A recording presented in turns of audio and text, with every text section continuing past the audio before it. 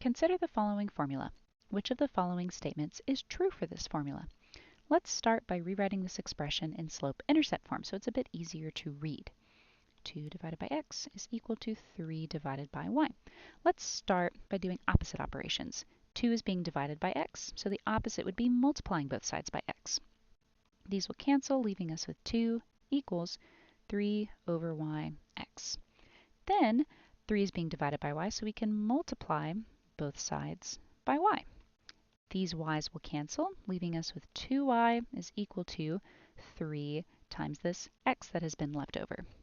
And then we can divide both sides by 2, since 2 is being multiplied to y. These will cancel, leaving us with y equals 3 over 2x. At this point, you could graph this function to analyze the relationship between x and y, and if you would like to see how to do that, you can look at the text solution below this video on iPREP's website. However, for the sake of this video, it is easier and a bit more time efficient to go through each answer choice and plug in values that will help you determine whether it is true or false. Let's take a look at answer choice A. When x is positive, x is always greater than y. Well, let's plug in the smallest positive whole number for x that we can. Y equals 3 over 2 times 1. This would give us y is equal to 3 over 2. In this case, y is greater than x. 3 over 2 is greater than 1. So if we were to go to any positive number infinitely bigger than 1, this relationship will hold true, that anything greater than y, for any value of x that's greater than 1, y will always be greater than the value of x. If we were to plug in values less than 1, let's say we did, and in this case I'll use fractions, so we'll have 3 over 2 times 0.5 or 1/2. So this is a value that is positive but less than 1. Normally this would shrink the value of y, but because 3 over 2 is also a fraction, what we will end up with is multiplying our numerators. We'll get y equals 3 over 2 times 2, which is 4, and 3/4, in this case, y is still greater than x. 3/4 is greater than 1/2. So even when we are dealing with numbers that are less than 1, any positive value of x will always be less than y, making A incorrect. B says when x is negative, y is less than x. Well, from the logic we needed to prove answer choice A wrong, we know that y is always greater than x when x is positive.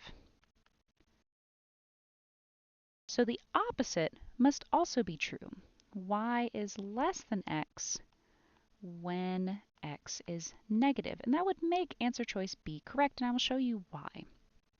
When x is positive, y is always greater than x. That means its distance from 0 is always greater than x.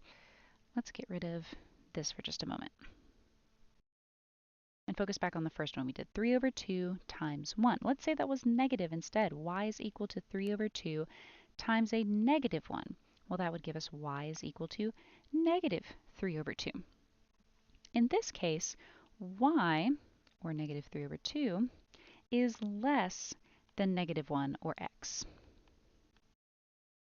Because the absolute value of y, or the distance from 0, 3 over 2's distance from 0 is greater than 1's distance from 0.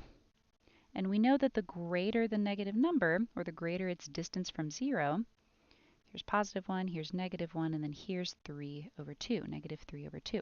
The greater the distance from 0, the less value that negative number has. So we can look back at our logic for answer choice A and rewrite it to say that the absolute value of y is always greater than the absolute value of x. And that is true when we plug in negative values for y and x. So for every value of y where x is negative, y will always be less than x, making B the correct answer.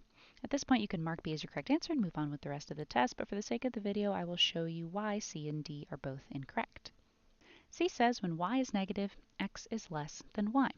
Well, for y to be negative, x must also be negative.